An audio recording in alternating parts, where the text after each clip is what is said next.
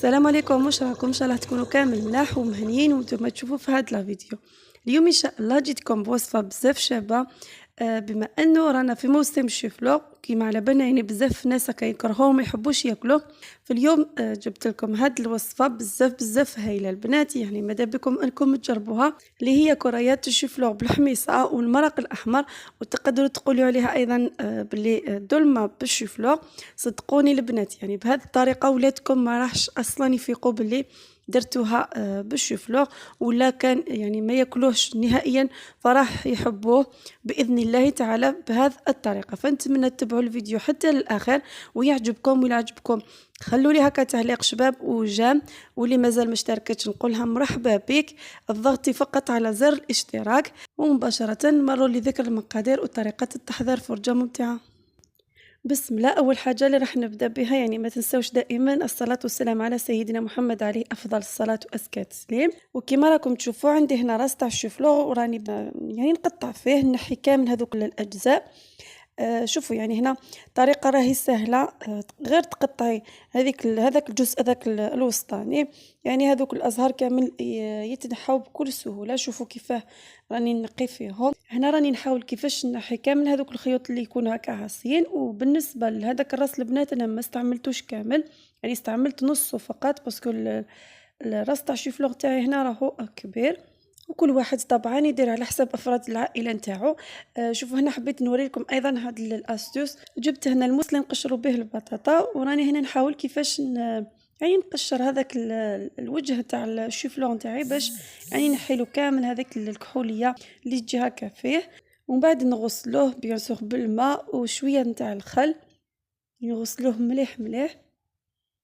بعد نحطو هكا في قدره، ايضا نحط كميه تاع الماء فيه، ونزيد ندير له الملح باش ما يجيناش صامت. وزدت حطيت له ايضا 2 وريقات تاع الرند، وكما تقدروا ايضا تحطوا طرونش تاع القارص على جال الريحه نتاعو فقط كي يكون يغلي. وتقدروا ايضا البنات يعني تفوروها، تحطوا هكا في كسكاس بعد ما تغسلوه مليح مليح وتفوروه عادي.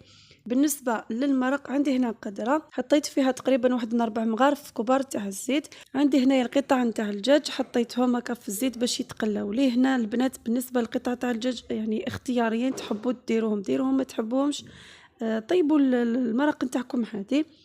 ربيت هنا حبات على البصل يعني في الاشواق، وحطيت تقريبا اكثر من نص نتاعها، خلو غير ملعقه كبيره باش نحطوهم بعدا في البولات. وضفت ايضا 2 سنات ولا 3 تاع الثوم. وعندي هنا خلط بين المعدنوس والكزبر، ايضا ضفت شويه.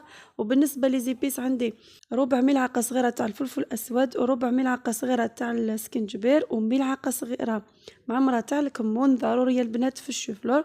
وزدت ايضا حطيت الكزبر وملعقه صغيره معمره تاع الفلفل الاحمر يعني البابريكا، وملعقه كبيره تاع طماطم المصبره. وحطيت ايضا ورقه تاع الرند والملح طبعا ما تنساوش، حطيت ملعقه صغيره، ولا خصيتو من بعد نزيد. حطيت ايضا البنات الحميصه كانت طيبه عندي ديجا يعني في الكونجيلاتور، حطيت كميه. وكما تقدروا ايضا تعوضوه بالزيتون، يعني بعد ما تغلوه هكا 2 غليات باش تنحو كامل هذيك الكميه تاع الملح اللي فيه، يعني اللي يكون بزياده. ومن بعد هنا مرقت البنات بالماء يكون سخون، درت تقريبا 1 لتر تاع الماء، وراح نغلق على الكوكوطه نتاعي ونخليه على نار تكون متوسطه، يعني حتى يطيب الدجاج نتاعي. شوفوا هنا عاودت وليت لهذاك الشيفلور اللي درته يغلي، خلاص هنا وليك طايب. نحاول كيفاش نتخلصوا على هذيك يعني بهذه الاداه اللي في يدين، نحاول كيفاش نعصروا، ولا ترفتوا هكا بشويه وتعصروه بيديكم حتى تتخلصوا كامل من هذيك الكميه تاع الماء اللي فيه. البنات بالنسبه للسر اللي راح يخليكم تنجحوا في هاد لي بولات، لازم يعني الشوفلوغ نتاعكم ما لازمش تخليو فيه حتى قطره تاع الماء، تعصروه مليح مليح. هنا مام يعني بالنسبه للبصل نتاعي راني عصرته عفوا، وضفت ملعقه كبيره، وضفت هذيك الكميه اللي بقات لي تاع الخلط بين المعدنوس والكزبر.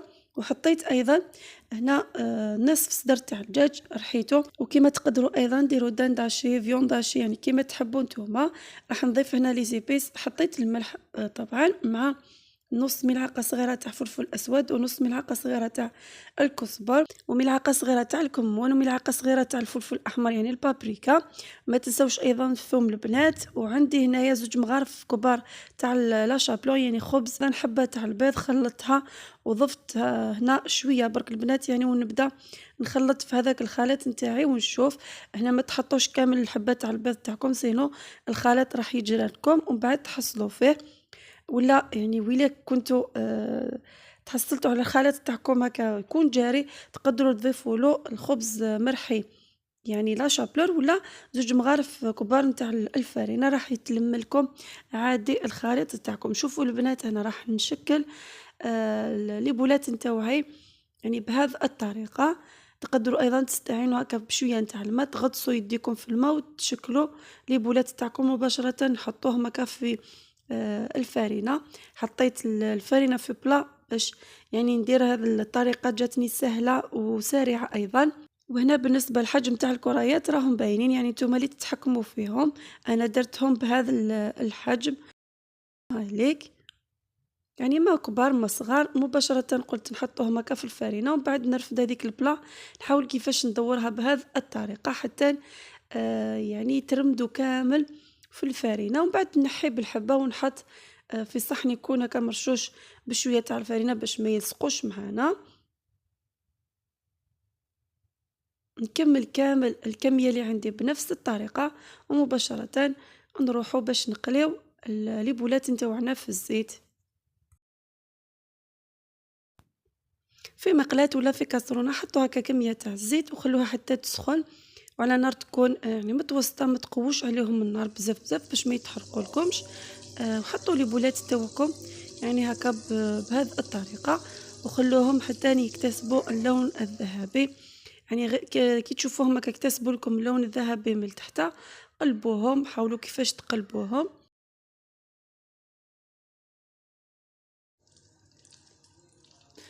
هاهم ليك الله يبارك يعني طيبوا ما شاء الله، وريحتهم راهي شاهية البنات، شاهيتكم في الجنة. وماذا بيا انكم تجربوا هاد الوصفة باسكو بزاف بزاف بنينة. والله غير صدقوني يا البنات، انا ولادي ما ياكلوش بزاف شيفلور، ولكن صدقوني باللي كلاوهم هكا وانا نقلي فيهم وهما راهم يا ماما يا ماما اعطينا نذوقوا، ما يفيقوش اصلا بلي مخدومه بالشيفلو، خاصه اللي ما ياكلوش. هنا نكمل انا نقلي كامل لي بولات نتاوعي بنفس الطريقه. ونحطهم هكا في صحن به ورق الماس، انا ما كانش عندي ما درت. ومباشره هما سخونين والمرق نتاعي هنا وهاولي كيغلي، نروح نرميهم في المرق بهذه الطريقه. يعني ما كاش اسهل من هاك وما كاش ابان من هاد الوصفه البنات، غير جربوها، خاصه كي رانا في الموسم نتاعو يعني راهو متواجد في الاسواق.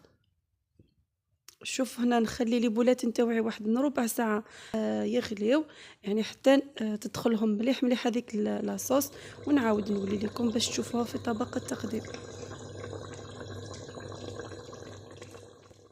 هنا البنات راني نسقي لكم هكا شويه في صحن باش تشوفوا كيفاش جاي، يعني القوام تاع المرق تاعنا راهو عاقد ما شاء الله، والحميصه ايضا راهي طيبه. وعندي ملاحظه هنا البنات بالنسبه للمرق، يعني اللي يحب هكا تكون كميه معتبره هكا من المرق يعني باش يغمس فيها. مع الاول ديروا حسابكم يعني كتروا شويه الماء، باش كي تزيدوا ديروا لي بولات هذوك يزيدوا يتشربوا لكم شويه، ويبقى لكم هكا كميه تاع المرق اللي تغمسوا بها. وكما شفتوا راني زينت الطبق نتاعي بشويه تاع المعدنوس من الفوق، وشوفوا الله يبارك بالنسبه للبولات نتاعو كيفاش جاو يجوا طرايا. صدقوني طبق من اروع ما يكون، نتمنى ان شاء الله تجربوه ويعجبكم نتوما تانيت. دوكا يعني ما عليا غير نقول لكم الى عجبكم الفيديو ما تبخلوش عليا جميع البنات، ما خسرت والو ولا حطيتوه، وبارطاجيو لي الفيديو مع اصدقائكم واحبابكم. وشكرا بزاف بزاف على المشاهده، وتهلاو في روحتكم في وليداتكم، ومع السلامه.